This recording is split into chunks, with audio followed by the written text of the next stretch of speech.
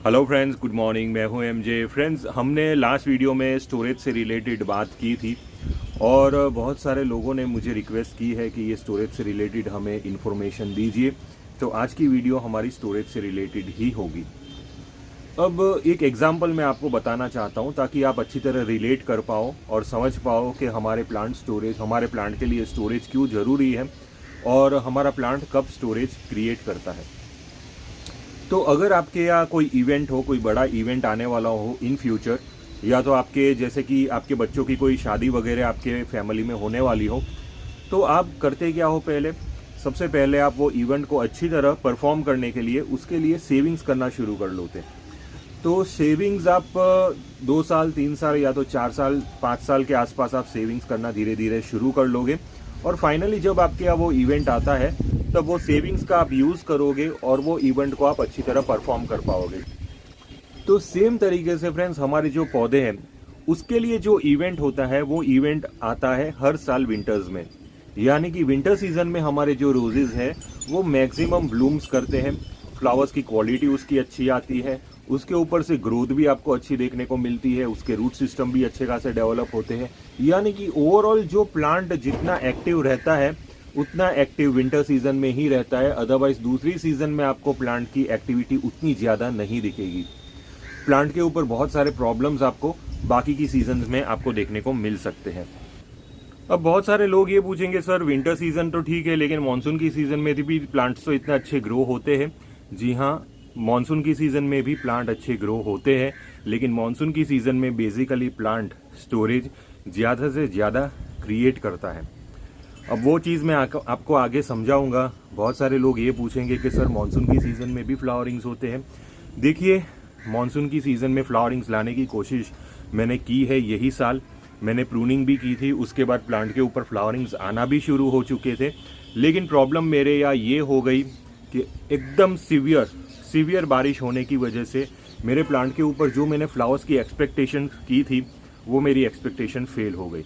क्योंकि ज़्यादा बारिश होने की वजह से जो फ्लावर्स के ऊपर फंगस क्रिएट होता है, फ्लावर्स की लाइफ कम हो जाती है। लगातार बारिश का पानी फ्लावर्स के ऊपर गिरने की वजह से फ्लावर्स की लाइफ ख़त्म हो जाती है। लेकिन ये जो प्रॉब्लम है, ये प्रॉब्लम हमें विंटर सीजन में नहीं मिलती। इसलिए मैंने सोचा है कि मानसून की सीज़न में ज़्यादा काम नहीं करना है, हमें अब से जो भी काम करना है वो विंटर सीजन के लिए ही करना है। तो इसीलिए विंटर सीजन मेरे लिए, इसीलिए फ्रेंड्स मैंने ये डिसाइड किया है कि अब नेक्स्ट ईयर से मैं फ्लावर्स पे ज़्यादा कंसंट्रेट नहीं करूंगा मानसून्स में। मैं विंटर्स के लिए ही मैं अपने प्लांट्स को रेडी करूंगा। मे बी मेरे यहाँ विंटर्स जैसे भी हो, ज़्यादा ठंडे तो होते ही नहीं है, लेकिन जो भी नॉर्मल जो टेम्परेचर मेरे यहाँ होता है उसके मुताबिक मैं अपने रोजेस को रेडी करूंगा। अब चलिए बात करते हैं स्टोरेज की। अब जैसे कि मैंने बताया कि विंटर सीजन एक इवेंट रहता है हमारे रोजेस के लिए, एक बहुत बड़ा इवेंट रहता है। साल में एक बार ये ऐसी सीजन आती है जिसके अंदर प्लांट हमारे मैक्सिमम ब्लूम्स करते हैं। अब ये इवेंट के अंदर प्लांट को अच्छा परफॉर्म करने के लिए हमें मार्च महीने से लेके, यानी कि मार्च, अप्रैल, मई, जून, जुलाई, अगस्त, सितंबर, ये 6 से 7 महीने हमें अपने प्लांट्स के ऊपर स्टोरेज पे ज़्यादा से ज़्यादा काम करना है। तो ये कॉन्सेप्ट आपका क्लियर हो गया है कि स्टोरेज किस लिए ज़रूरी है, ताकि हम अपने इवेंट को अच्छी तरह परफॉर्म कर पाए। अब बात आएगी कि हमारे प्लांट के अंदर स्टोरेज बनता कैसे है। देखिए, हमारे प्लांट के अंदर ये जो स्टोरेज का प्रोसेस है वो नेचुरल प्रोसेस है। यानी कि जैसे ही वो बॉर्न होता है, हमारा प्लांट जैसे ही सीड्स के अंदर से बाहर निकलता है वो अपने अंदर से स्टोरेज को लेके ही निकलता है, क्योंकि सीड्स के अंदर भी प्लांट ने स्टोरेज जमा किया होता है और वो स्टोरेज बाद में आगे प्लांट को बड़ा करने में हेल्प करता है। यानी कि वो इनबॉर्न ही होता है, प्लांट के अंदर स्टोरेज पहले से ही जमा होता है। लेकिन हम ऐसी मिस्टेक्स कर देते हैं जिसकी वजह से ये स्टोरेज प्लांट का ख़त्म हो जाता है, और एक बार प्लांट का अंदर का स्टोरेज ख़त्म हो जाता है उसके बाद वो प्लांट वीक हो जाता है, अंदर से टोटली खोखला हो जाता है और बाद में आगे चल के वो डाईबैक हो जाता है, मर जाता है, या तो उसके अंदर कोई भी दूसरी दिक्कत आ सकती है। जैसे कि ये पॉइंट क्लियर हो गया है कि जो प्लांट के अंदर जो स्टोरेज रहता है ये स्टोरेज इनबॉर्न ही रहता है, प्लांट अपने साथ लेकर ही चलता है। अब सबसे इम्पॉर्टेंट चीज़ मैं आपको बताने वाला हूँ कि स्टोरेज है क्या, एक्चुअल में स्टोरेज है क्या। बहुत सारे लोग ये समझते हैं कि स्टोरेज फर्टिलाइज़र है, यानी कि जो भी फर्टिलाइज़र हम प्लांट को देते हैं वो फर्टिलाइज़र प्लांट स्टोर करता है। ऐसा नहीं है, ऐसा बिल्कुल भी नहीं है। Storage is equal to energy. ये चीज समझ लीजिए, storage is equal to energy. Plant के पास जितनी ज्यादा एनर्जी होगी, प्लांट उतना ही अच्छा ग्रो करेगा, प्लांट के ऊपर उतने ही अच्छे फ्लावरिंग्स होंगे, प्लांट के पास उतने ही अच्छे रूट सिस्टम होंगे। तो ये एनर्जी को कैसे बढ़ाना है वो भी मैं आपको ये वीडियो में बताऊंगा, लेकिन ये कॉन्सेप्ट में से आप बाहर निकल जाइए कि fertiliser is equal to storage. लेकिन ये पॉइंट भी बहुत ज्यादा जरूरी है, यानी कि ये भी समझना जरूरी है कि फर्टिलाइजर के जरिए ही हम अपने प्लांट के ऊपर से स्टोरेज को बढ़ा सकते हैं। अब जैसे कि फ्रेंड्स मैंने अभी पहले बोला आपको कि storage is equal to energy, तो ये एनर्जी क्रिएट कैसे होती है? एनर्जी क्रिएट होती है प्लांट जितना ज़्यादा उसके अंदर फोटोसिंथेसिस की एक्टिविटी परफॉर्म करेगा, और वो फोटोसिंथेसिस की एक्टिविटी उसको आगे क्लोरोफिल का पिगमेंट बनाने में हेल्प करेगी, और जितना ज़्यादा प्लांट के पास क्लोरोफिल का पिगमेंट होगा उतने ही हरे भरे पत्ते आपके प्लांट के ऊपर आपको देखने को मिलेंगे, और बाद में प्लांट उतना ही ज़्यादा एनर्जी क्रिएट करेगा, यानी कि उतना ही ज़्यादा वो स्टोरेज क्रिएट करेगा। यानी कि अगर आपको प्लांट में अंदर स्टोरेज बढ़ाना हो तो आपको सीधा सीधा काम करना होगा फोटोसिंथेसिस के प्रोसेस के ऊपर। जितना अच्छा फोटोसिंथेसिस का प्रोसेस चलेगा उतना अच्छा क्लोरोफिल का पिगमेंट बनेगा, जितना अच्छा क्लोरोफिल का पिगमेंट बनेगा प्लांट के ऊपर उतने ही ज़्यादा हरे भरे पत्ते रहेंगे, और उतना ही ज़्यादा प्लांट स्टोरेज क्रिएट करेगा। तो ये पूरा कॉन्सेप्ट आप समझ लीजिए कि स्टोरेज को बढ़ाना है तो सीधे फोटोसिंथेसिस के प्रोसेस पे हमें काम करना है। अब बात आएगी कौन सा ऐसा न्यूट्रिएंट है, कौन सा ऐसा फर्टिलाइजर है जो फोटोसिंथेसिस की एक्टिविटी को बढ़ा सकता है हमारे प्लांट में। देखिए, जो हम देते हैं फर्टिलाइजर, वही फर्टिलाइजर फोटोसिंथेसिस की एक्टिविटी को परफॉर्म कर सकता है। लेकिन यहाँ पे ध्यान रखिए कि नाइट्रोजन, फॉस्फोरस, पोटेशियम ये तो ज़रूरी ही है जो फर्टिलाइज़र हम अपने प्लांट को देते हैं, लेकिन उसके साथ माइक्रोन्यूट्रिएंट्स में सबसे इम्पॉर्टेंट जो रोल प्ले करता है फोटोसिंथेसिस की एक्टिविटी में वो है मैग्नीशियम। जी हाँ, इसलिए मैंने आपको बहुत बार मैग्नीशियम सल्फेट का रिकमेंड किया है, और बहुत सारे रोजेरियंस एक्सपर्ट्स मैग्नीशियम सल्फेट पे ज़्यादा फोकस करते हैं, क्योंकि मैग्नीशियम एक ऐसा माइक्रोन्यूट्रिएंट है जो प्लांट के अंदर फोटोसिंथेटिक एक्टिविटी को बढ़ाने में हेल्प करता है, और ये एक मेजर एसेंशियल न्यूट्रिएंट है। तो मैग्नीशियम के बिना आपके प्लांट के अंदर फोटोसिंथेसिस की एक्टिविटी ज़्यादा आगे नहीं बढ़ेगी, आपके प्लांट के पत्ते हरे भरे नहीं होंगे।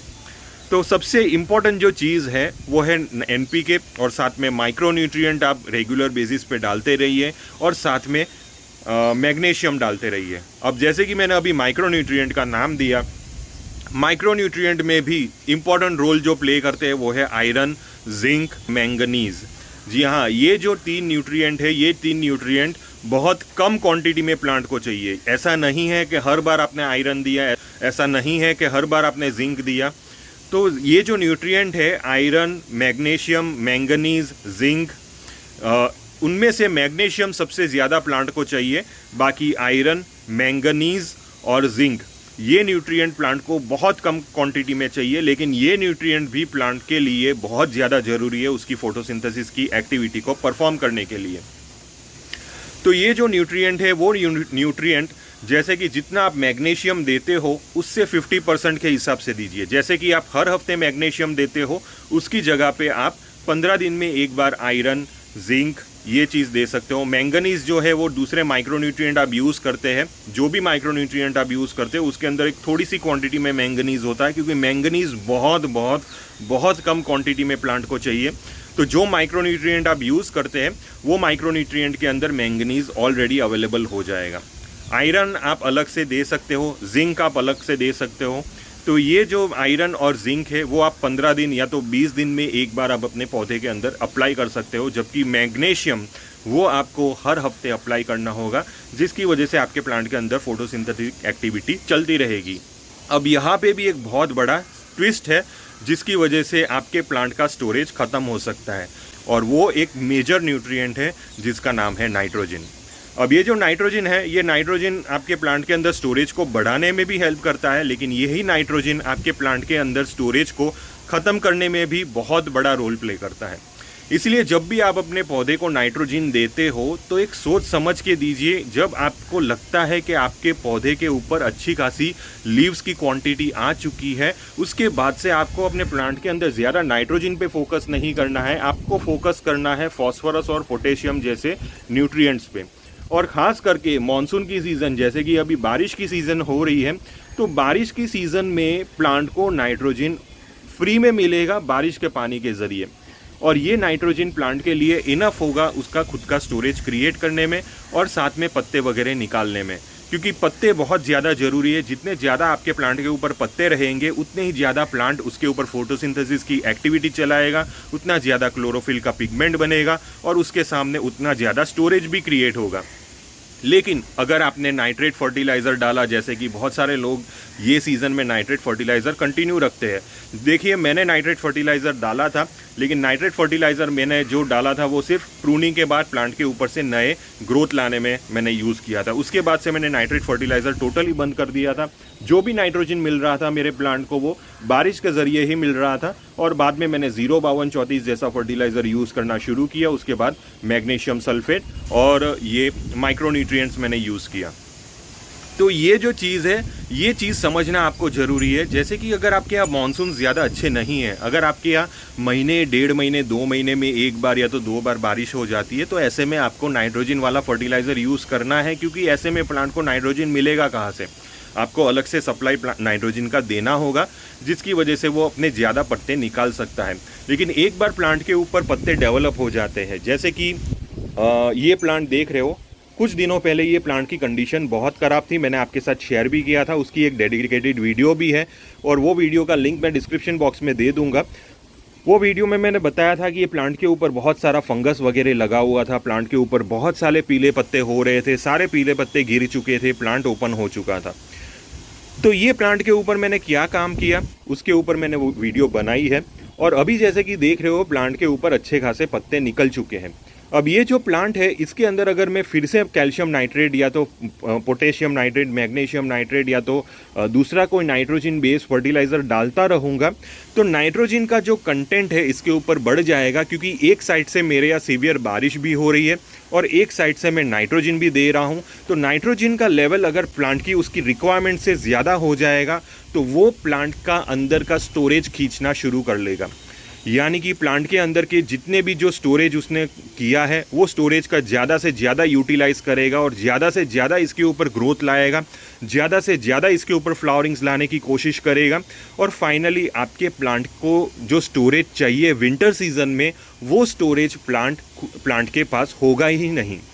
जैसे कि मैंने अभी जो पहला एग्जाम्पल आपको बताया, अगर आप सेविंग्स करोगे तब जाके आप आने वाली इवेंट को अच्छी तरह परफॉर्म कर पाओगे, लेकिन अगर आप सेविंग्स को खर्च करते जाओगे तो बाद में आने वाली इवेंट के लिए आपके पास उतने फंड्स अवेलेबल रहेंगे ही नहीं। तो यही सेम चीज़ अभी मेरे प्लांट के अंदर मैं आपको समझाना चाहता हूँ कि मुझे मोटिव मिल गया है कि भाई इतने लीव्स आ चुके हैं, बस इससे ज़्यादा मुझे लीव्स नहीं लेने हैं, और इतने लीव्स में ही प्लांट मेरा स्टोरेज क्रिएट करना शुरू कर लेगा। तो मैं अगर ये सोचूं कि और नाइट्रेट फर्टिलाइज़र डालूं और नए नए शूट्स डेवलप करूं और प्लांट के ऊपर ग्रोथ लाऊं, वो भी मॉनसून की सीज़न में, तो ये मेरी सोच गलत होगी। जितना हमें चाहिए उतना हमें रिज़ल्ट मिल चुका है, उससे ज़्यादा रिज़ल्ट नहीं चाहिए।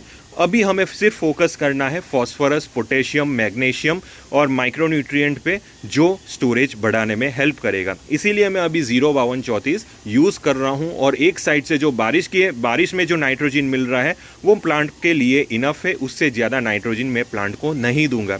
इसीलिए मैं 05234 जैसा फर्टिलाइज़र यूज़ कर रहा हूँ। लेकिन ये तो मेरे क्लाइमेट कंडीशन की बात हो गई। आपके यहाँ क्लाइमेटिक कंडीशन मेरे से अलग हो सकती है, आपके यहाँ बारिश कम हो सकती है, यानी कि मे बी महीने में एक आध बार बारिश हो जाएगी, तो प्लांट को नाइट्रोजन उसका मिलेगा नहीं। और ये भी एक चीज़ है कि प्लांट को अगर हद से कम नाइट्रोजन मिला तो प्लांट के पत्ते हरे भरे होंगे कैसे? बिल्कुल नहीं होंगे, क्योंकि नाइट्रोजन भी उतना ही ज़्यादा ज़रूरी है फोटोसिंथेसिस की एक्टिविटी में, जिसकी वजह से प्लांट के पत्ते हरे भरे हो सकते हैं। तो ये आपको डिसाइड करना होगा कि आपके यहाँ का क्लाइमेट कैसा है, बारिश कितनी है, वो हिसाब से आपको नाइट्रोजन देना होगा। और मेरे हिसाब से अगर आप 05234 यूज़ नहीं करते, अगर आपके यहाँ बारिश कम है और 05234 यूज़ नहीं करते, तो बाद में 12-61 एक ऐसा फर्टिलाइज़र है जो बेस्ट फर्टिलाइज़र होगा, जो प्लांट को एक थोड़ी क्वांटिटी में नाइट्रोजन भी देगा और ज़्यादा क्वांटिटी में फॉस्फोरस भी देगा। ये चीज़ ध्यान रखिए, जितना ज़्यादा आप फॉस्फोरस प्लांट को प्रोवाइड करोगे उतना ही ज़्यादा प्लांट अपना स्टोरेज ज़्यादा से ज़्यादा क्रिएट करेगा। तो ये चीज़ बॉटम लाइन है कि फॉस्फोरस बहुत ज़्यादा ज़रूरी है प्लांट के अंदर के स्टोरेज को डेवलप करने के लिए। तो इसीलिए हमें नाइट्रोजन देख के देना है। अगर रिक्वायरमेंट हो तो नाइट्रोजन दीजिए। एक बार आपके प्लांट के ऊपर अच्छे खासे हरे भरे पत्ते डेवलप हो चुके हैं, उसके बाद आप धीरे से 1261 बंद करके 05234 दे सकते हो, और बीच बीच में आप 1261 दे सकते हो अगर आपकी यहाँ बारिश नहीं है। और ये चीज़ आपको मेंटेन करनी होगी। ऑब्जर्व करते रहिए प्लांट के ऊपर कि भाई पत्ते कितने हैं, अच्छे खासे पत्ते हैं तो 05234 देते रहिए, माइक्रो न्यूट्रिएंट्स देते रहिए। इससे प्लांट के ऊपर स्टोरेज क्रिएट होता रहेगा। फर्टिलाइज़र का स्टोरेज नहीं होता, फर्टिलाइज़र सिर्फ मदद करता है। इतना अच्छा आप सही ढंग से सही क्वांटिटी में फर्टिलाइज़र आप दोगे तो वो सिर्फ हेल्प करेगा फोटोसिंथेसिस के प्रोसेस को अच्छी तरह परफॉर्म करने में। तो ये चीज़ समझ जाइए। और फोटोसिंथेसिस का प्रोसेस चलेगा, क्लोरोफिल का पिगमेंट बनेगा, आपके प्लांट के ऊपर हरे भरे पत्ते बनेंगे और बाद में स्टोरेज भी उतना ज़्यादा क्रिएट होता रहेगा। एक ही चीज़ का ध्यान देना है कि नाइट्रोजन आप ध्यान से दीजिए। जितना ज़्यादा नाइट्रोजन अगर आप दे दोगे, एट प्रेजेंट आपको रिजल्ट बहुत अच्छा देखने को मिलेगा। अभी ये मानसून की सीज़न में आपको बहुत सारे लाल पत्ते देखने को मिलेंगे, बहुत सारे नए शूट्स भी देखने को मिलेंगे। लेकिन आप समझ जाइए, जितना फास्ट आपका प्लांट ग्रोथ कर रहा है उतना ही फास्ट वो अपने स्टोरेज को खा रहा है। ये एक बहुत इम्पॉर्टेंट चीज़ है जो आप नोटिस कर सकते हो अपने प्लांट में। जो प्लांट बहुत तेज़ी के साथ बढ़ रहा है, आप समझ जाइए वो प्लांट उतनी ही तेज़ी के साथ अपने स्टोरेज को खा रहा है। और जब एक्चुअल में विंटर्स आएंगे तब वो प्लांट के पास उतना स्टोरेज रहेगा नहीं, और बाद में फाइनली विंटर्स में आपके प्लांट के ऊपर फ्लावर्स और ग्रोथ उतनी ज़्यादा देखने को नहीं मिलेगी। क्योंकि मानसून की सीज़न का वो फेवरेबल सीज़न होती है प्लांट में, क्योंकि ह्यूमिडिटी बहुत अच्छी होती है ये सीज़न में। तो ये सीज़न में प्लांट बहुत अच्छे फुटाव मारना शुरू कर लोगे। अगर आप फर्टिलाइज़र नहीं भी दोगे तो भी आपका प्लांट फुटाव मारना शुरू कर लेगा। लेकिन उसका मतलब ये नहीं है कि आप और नाइट्रोजन दे के आप अपने प्लांट के ऊपर और तेज़ी के साथ ग्रोथ करो। तो जितना तेज़ी के साथ आप ग्रोथ लेना चाहते हो उतना ही ज़्यादा प्लांट स्टोरेज को खाता रहेगा। लेकिन हमें स्टोरेज को बचा के रखना है, उसको जितना हो सके उतना स्टोरेज को बचाइए। 05234 जैसा फर्टिलाइज़र दीजिए, मैग्नीशियम सल्फेट जैसा फर्टिलाइज़र दीजिए, माइक्रो न्यूट्रिएंट्स दीजिए, आयरन और जिंक जैसा फर्टिलाइज़र दीजिए। ये प्लांट के ऊपर स्टोरेज को बढ़ाने में हेल्प करेंगे। अब एक और चीज़ मैं आपको दिखा रहा हूँ फ्रेंड्स, जैसे कि ये जितने भी मेरे छोटे छोटे प्लांट्स हैं, ये जो प्लांट है अभी इनकी एज 1 साल भी नहीं हुई। अराउंड ये 10-15 दिन के बाद ये जो प्लांट है वो 1 साल के आसपास हो जाएंगे। अब जैसे कि जितना ज़्यादा थिक आपके प्लांट के तने होंगे, ये जो स्टेम है, ये स्टेम जितनी ज़्यादा मोटी होगी उतने ही ज़्यादा आपके प्लांट के पास स्टोरेज होगा। ये जो प्लांट है, ये प्लांट 2 साल के आसपास का प्लांट है। इसकी स्टेम देखिए, इसकी स्टेम जितनी ज़्यादा मोटी रहेगी उतना ही उसके पास स्टोरेज कैपेसिटी रहेगी। मैं आपको यहाँ पे दूसरा मेरा एक पुराना प्लांट दिखा देता हूँ। ये जो प्लांट आप देख रहे हो, इसके ऊपर बहुत सारे फ्लावर्स आ रहे हैं। ये देखिए, इसकी जो स्टेम देखिए, ये भी मेरा 2 साल के आसपास का प्लांट है। उसके पीछे का प्लांट देखिए, उसकी स्टेम देखिए। तो जितनी मोटी स्टेम रहेगी उतना ही ज़्यादा प्लांट के पास स्टोरेज रहेगा। और अगर आपके प्लांट की स्टेम पतली रहेगी, कुछ ये हिसाब से, ये जो देख रहे हैं, ये प्लांट की स्टेम देखिए पतली है, लेकिन प्लांट ने यहाँ से हल्की सी मोटी बेजल निकाली है, तो मतलब प्लांट धीरे धीरे अपना स्टोरेज क्रिएट करेगा। तो ऐसे प्लांट के लिए आपको फॉस्फोरस फर्टिलाइज़र रेगुलर बेसिस पे देना होगा। 1261 फर्टिलाइज़र इसीलिए बहुत सारे रोज़ेरियंस रिकमेंड करते हैं, क्योंकि उसमें एक नॉर्मल क्वांटिटी में नाइट्रोजन रहेगा और अच्छी क्वांटिटी में फॉस्फोरस रहेगा। जितना ज़्यादा प्लांट को फॉस्फोरस मिलेगा, ये जो तना है, ये जो स्टेम है, वो उतना ही मोटा बनता जाएगा। जितना कम आप फॉस्फोरस दोगे, ये जो तना है वो मोटा नहीं बनेगा और आपका प्लांट अच्छी क्वालिटी के स्टेम और ब्रांचेस नहीं निकाल पाएगा। बहुत सारे लोग बोलेंगे सर कैल्शियम की क्या रोल है। देखिए, कैल्शियम भी हेल्प करता है प्लांट के तने को थिक बनाने में, यानी कि उसके सेल्स वगैरह डेवलप करने में हेल्प करता है। लेकिन कैल्शियम और फॉस्फोरस ये दोनों बहुत ज़्यादा ज़रूरी होंगे अगर आपको अपने प्लांट के तने को मजबूत बनाना है और मोटा बनाना है। तो ये चीज़ है जो आपको समझनी होगी स्टोरेज के रिलेटेड। तो मैंने एक सिंपल तरीके से आपको समझाया है कि प्लांट के लिए स्टोरेज कितना ज़्यादा ज़रूरी है। अगर आपको लगता है कि प्लांट के पास इनफ लीव्स हो गए हैं अभी और प्लांट इनफ फोटोसिंथेसिस का प्रोसेस कर पाएगा, तो बाद में आप फॉस्फोरस जैसे फर्टिलाइज़र को ज़्यादा दीजिए। आपका प्लांट और नाइट्रोजन फर्टिलाइज़र थोड़ा सा लिमिटेड क्वांटिटी में दीजिए, थोड़ी सी कम क्वांटिटी में दीजिए। आपका प्लांट ज़्यादा से ज़्यादा स्टोरेज क्रिएट करेगा और जैसे ही विंटर सीज़न आएगी वो स्टोरेज का यूटिलाइजेशन करके आपका प्लांट फिर से बहुत अच्छी ग्रोथ कर पाएगा, बहुत अच्छे फ्लावर्स वो निकाल के दे पाएगा। और विंटर सीज़न में वैसे भी नाइट्रोजन की डेफिशिएंसी रहती है एटमॉस्फेयर में, तो आपको अलग से विंटर सीज़न में 1261, 1340, 13, 1710, 27 ऐसे फर्टिलाइज़र अगर आप दोगे जिसके अंदर नाइट्रोजन रहेगा, तो प्लांट की ग्रोथ भी अच्छी होगी और प्लांट बहुत अच्छा आपको रेस्पॉन्स देगा, क्योंकि नाइट्रोजन हेल्प करेगा अंदर के स्टोरेज को यूटिलाइज़ करने में। और जब प्लांट के पास एक अच्छा फेवरेबल क्लाइमेट रहेगा और ऐसे में अगर आपने नाइट्रोजन फर्टिलाइज़र यूज़ किया, तो बाद में आपको प्लांट के ऊपर बहुत अच्छा रिजल्ट देखने को मिलेगा, लेकिन ख़ास करके विंटर सीज़न में। तो मानसून की सीज़न में आप नाइट्रोजन फर्टिलाइज़र ज़्यादा मत दीजिए, डिपेंड करता है आपके यहाँ क्लाइमेट कैसा है। मैं ज़ीरो नाइट्रोजन देता हूँ, लेकिन मे भी आपके यहाँ मानसून थोड़े से स्लो हो, तो बाद में आप थोड़ा सा नाइट्रोजन दे सकते हैं, जैसे कि 1261 या तो उससे कम नाइट्रोजन अगर आपको देना है तो 1261 के साथ आप 0050 भी ऐड कर सकते हो। जैसे कि 1 ग्राम आपने 1261 लिया, आप आधा ग्राम जितना 0050 उसके अंदर मिक्स करके मैग्नीशियम सल्फेट मिक्स करके आप अपने प्लांट के अंदर अप्लाई कर सकते हो। तो ये हिसाब से आप मैनेज कीजिए क्लाइमेट के अकॉर्डिंग कौन सा फर्टिलाइज़र देना है। अगर आपको किसी भी टाइप का कन्फ्यूजन हुआ ये टॉपिक से रिलेटेड, तो आप प्लीज़ मुझे टेलीग्राम ग्रुप में कांटेक्ट कर सकते हो। टिल देन के लिए थैंक यू फ्रेंड्स और हैप्पी गार्डनिंग।